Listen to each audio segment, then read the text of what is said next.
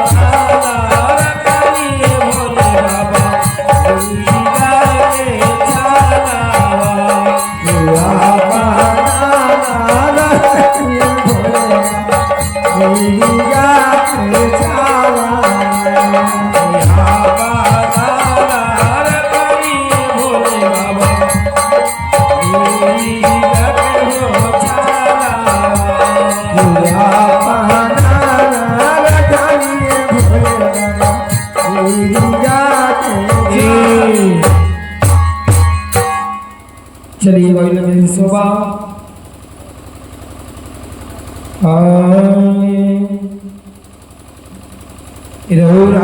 झारी झार विराजिनी ए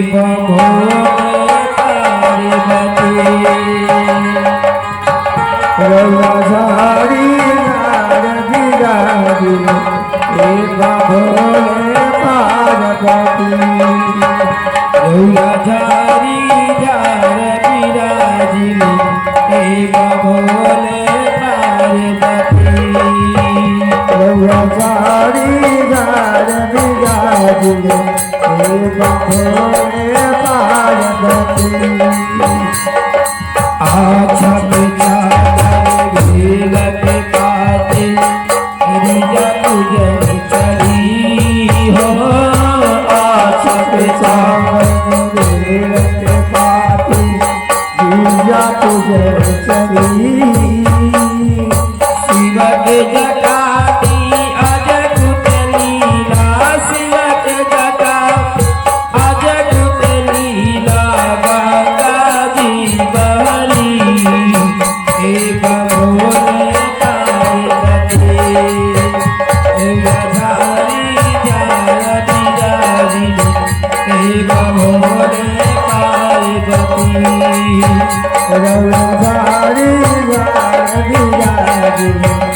भोले पार्वती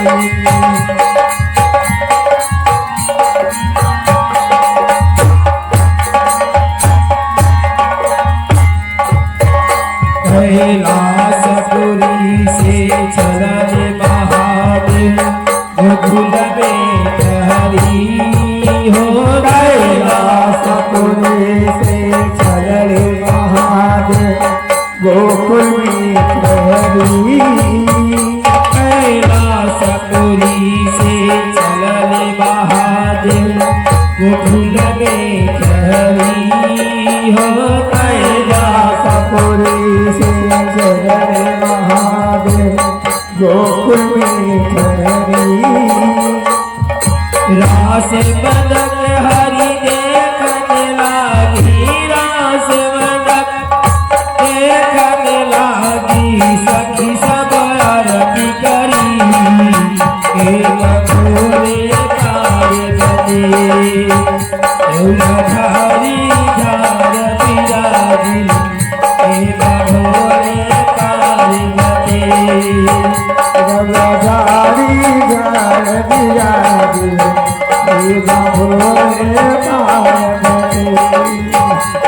झारी झार बिराजी भोले पार्वती असहबई शिव करे सवार खालत भाग धतूर हो असहबई शिव करे सवार खाल भाग धतूर असहबई शिव करे सवार खालत भाग धतूर हो असहबई शिव करे सवार खाल भाग धतूर अपने में बाबा मस्ती रही अपने बाबा रही जब रब जति डबरू एक भोले पार्वती झारी झार बिराजी एक भोले पार्वती झारी झार बिराजी एक भोले पार्वती झारी झार बिराजी एक भोले पार्वती। चलिए अभी लाचारी से सेवा हुई। अभी है बसहा की विधि, यहाँ से बसहा की विधि उच्चारता सखी लोग ऐसे मगन गाता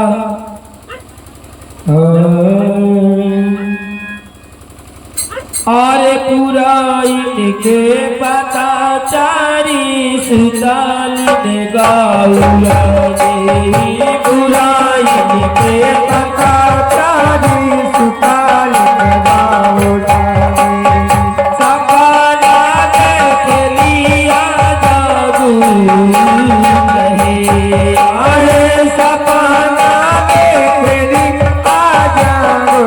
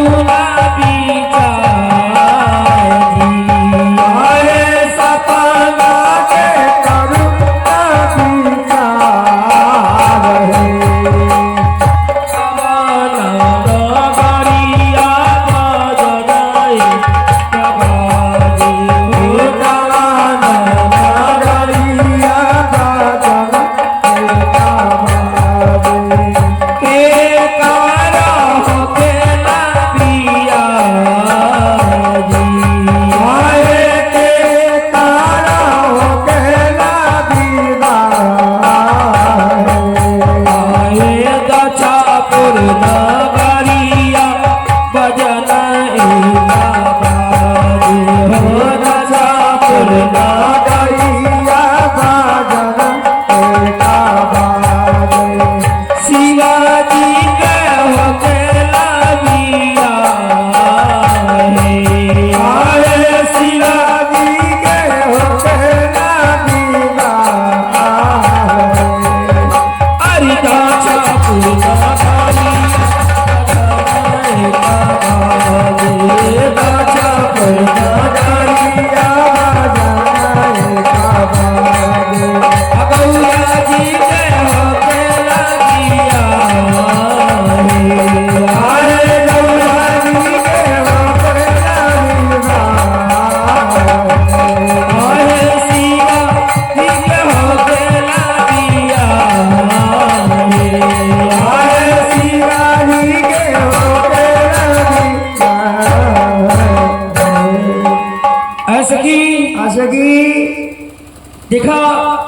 गौर पार्वती शादी के जग हो बनी। हमने के मन में विचार बा इस को लगन वगैरह पार्वती की शादी हो जाई हमने के माथे के पीछे हल्दी हो जाई। बाकी हमने के मन में विचार सही बा क्या बात बाकी महाराज के का विचार बस तुम्हारा जरूरत बताइया। बाकी भैया कहना बा कि हम संग सहेली के साथ में तनी फुलवारी में सैर करती अच्छा रहे। चलो ऐसे किलो फुलवारी में चलता 3 जमीन बन जा हमनी के साथ में भैया पार्वती बनी सखी लोग कैसे चलता फुलवारी में।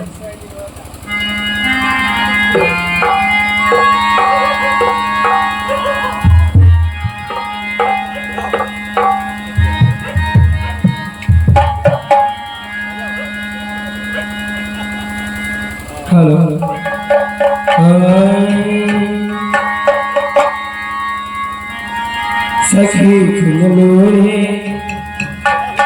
सखी फूलो रे चल फुलवरिया गौरा की संग सहेलिया सखी फूलो रे चल फुलवरिया गौरा की संग सहेलिया सखी फूलो रे चलो फुलवरिया गौरा के संग सहेलिया सखी फूलो रे चल फुलवरिया गौरा की संग सहेलिया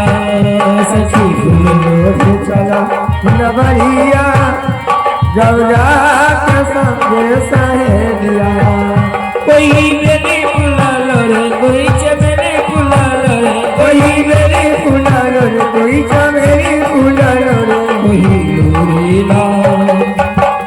कोई लोरीला छपा के कलिया गौरा की संग सहेलिया कोई लोरीला फुलवरिया गौरा के संग सहेलिया सखी लोरी चल फुलवरिया गौरा की संग सहेलिया सखी फुलवरिया गौरा की संग सहेलिया कोई राम गले डाले कोई लक्ष्मण गले डाले कोई राम गले डाले कोई लक्ष्मण गले डाले कोई राम गले डाले कोई लक्ष्मण गले डाले कोई राम गले डाले कोई लक्ष्मण गले डाले कोई डालेला शंकर जी के गलिया गौरा की संग सहेलिया सखी फूलो रे चल फुलवरिया सीता के संग सहेलिया चल फुलवरिया गौरा की संग सहेलिया सखी फूलो रे चल फुलवरिया गौरा के संग सहेलिया कोई राम गले डाले कोई लक्ष्मण गले डाले कोई राम गले डाले कोई लक्ष्मण गले डाले कोई डालेला शंकर जी के गलिया गौरा की संग सहेलिया सखी डालेला शंकर जी के गलिया गौरा के संग सहेलिया सखी फूलोरे चल फुलवरिया गौरा की संग सहेलिया सखी फूलो रे चल फुलवरिया गौरा के संग सहेलिया सखी सखी हमने कुछ गाते बजे तो कुछ गुजार नहीं अभी कुछ रास्ता बाकी बा सखी ने कैसे कहता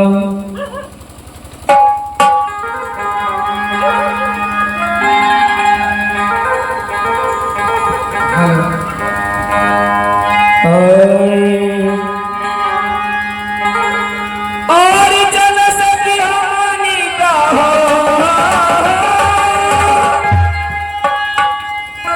और जल सखी हानि का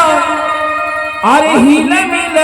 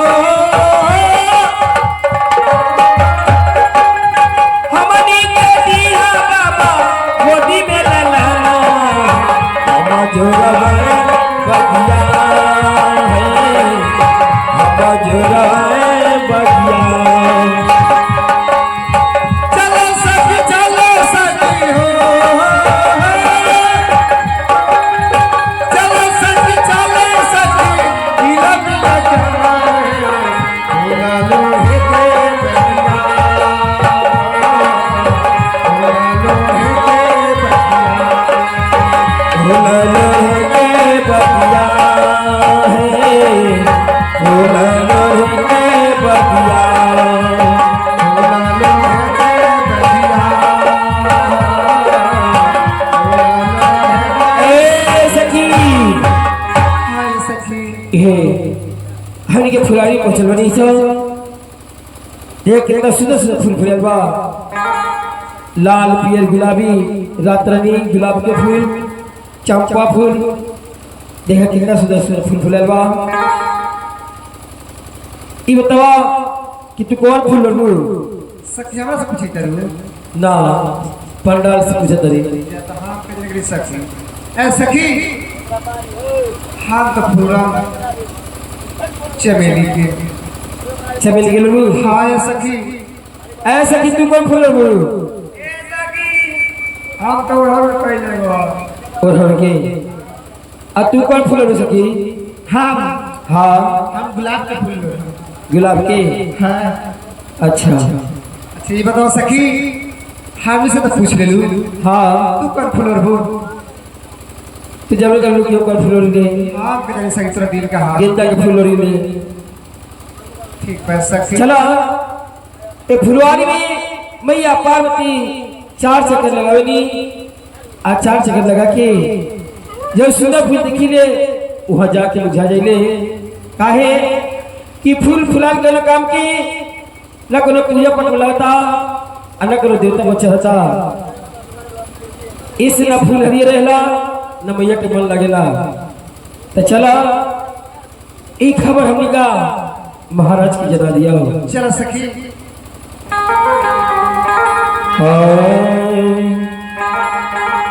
महाराज जय बोलो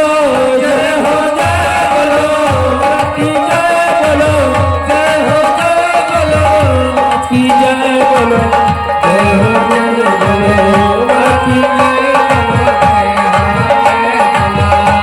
की जय बोलो जय हो जय बोलो की जय हो जय बोलो भरत की जय बोलो जय हो जय बोलो भरत की जय बोलो जय हो जय बोलो की जय बोलो जय हो जय बोलो भरत की जय बोलो जय हो जय बोलो भरत की जय बोलो जय हो जय बोलो भरत की जय बोलो जय हो महाराज की जय जयकार हो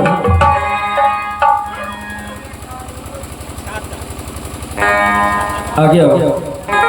आगे ये बताई महारानी से काहे खातिर बोलावल गइल हो सुनिए बदरी से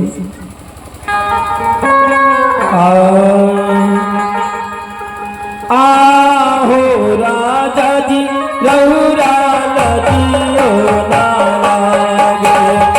आहो राजा जी रहुरा नदियो गौरा बेटी हो गई सयान जी आहे गौरा बेटी हो गई सयान हाजामा बोलाई रहुरा बाबाना बोलाई हाजामा बोलाई रहुरा बाबाना बोलाई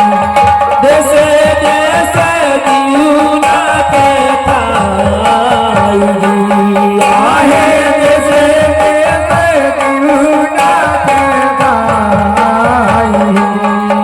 आए जहाँ में मिली है ना गौरा जग दुल्हा आए जहाँ में मिली है ना गौरा जग दुल्हा उनाई के तिलक चढ़ाई आहे उनाई के तिलक चढ़ाई अरे जहाँ में मिली है ना गौरा जग दुल्हा अरे जहाँ में मिली है ना गौरा जग दुल्हा उहाँ पे तिलक चढ़ाई आहे उहाँ पे तिलक चढ़ाई आहे उहाँ पे तिलक चढ़ाई देखी महाराज जी यही खबर बोले कि हम विचार हमी के मन में विचार बा किसी को लगन और पार्वती की शादी हो जाई तो हमनी के माथा के फिर हल्का हो जाई। बाकी अपने की का विचार बस से बता जाओ। देखा महारानी बात नहीं है बा से गौर प्रजापति से ज्ञान हो गए बड़ी आ देखे से शादी करे वाला हो गए भाई घर में पैसा नहीं खे अन्न नहीं खे कैसे इनके शादी करियो। देखिए राशन पता ही कुछ रखले बड़ी वो कुछ दाल दे रखले बड़ी इनका लगे कुछ सेलहर चीजबा आ कुछ हमरा लगे दाल हुई चावल भी हमरा लगबा ई सब फुल टूर मिला के पार्वती के शादी हो जाई हमनी के। ठीक बा जब तो इनके विचार बा तेरे सो के लगन में गौरव पार्वती के शादी करके हटा देती तो हमरो सिर के बोझा हल हो जाए। चलिए पंडित जी भी देखबा कल ये बोला चाहिए से सोफा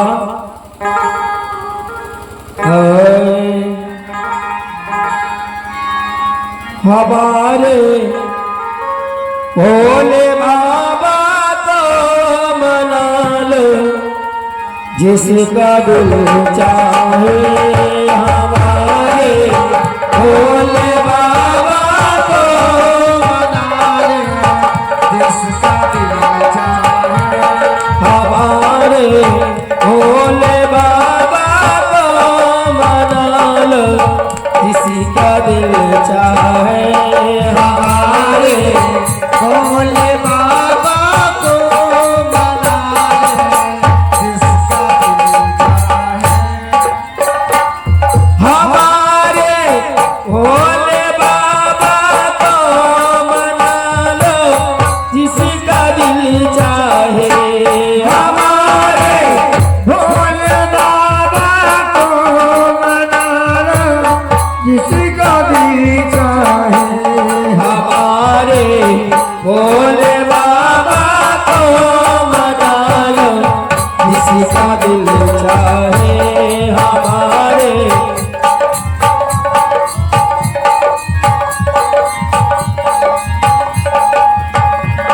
हमारे भोले बाबा को मना जिसका दिल चाहे। अगर मैं फूल कराती हूँ तो फूलवा का जूता है। अगर मैं फूल चढ़ाती हूँ तो फूलवा का जूठा है। अगर मैं फूल चढ़ाती हूँ तो फूलवा का जूता है। अगर मैं फूल चढ़ाती हूँ तो फूलवा का जूठा है। हमारे भोले बाबा को मना लो जिसका दिल चाहे हमारे भोले बाबा को मना लो जिसका दिल चाहे। अगर मैं जल चढ़ाती हूँ तो जल मछली का जूठा है। अगर मैं जल चढ़ाती हूँ तो जल मछली का जूठा है। अगर मैं जल चढ़ाती हूँ तो जल मछली का जूठा है। अगर मैं जल चढ़ाती हूँ तो जल मछली का जूठा है। हमारे भोले बाबा को मना लो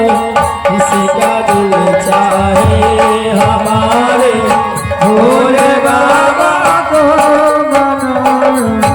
जिसका दिल चाहे। हमारे भोले बाबा को मना लो जिसका दिल चाहे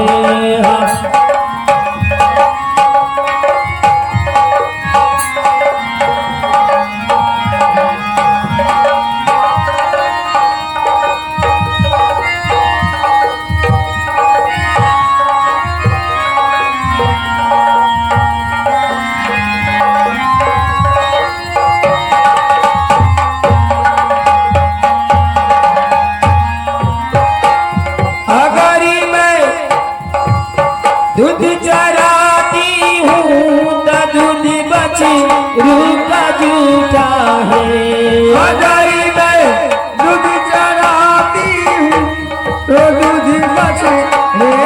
झूठा है अगर मैं दूध चढ़ाती हूँ न दूध बची का झूठा है अगर मैं दूध चढ़ाती हूँ तो दूध बचने का झूठा है हमारे भोले बाबा को मना लो जिसका दिल चाहे हमारे भोले बाबा को मना लो जिसका दिल चाहे हमारे भोले बाबा को मना लो जिसका दिल चाहे हमारे भोले बाबा को मना लो जिसका दिल चाहे।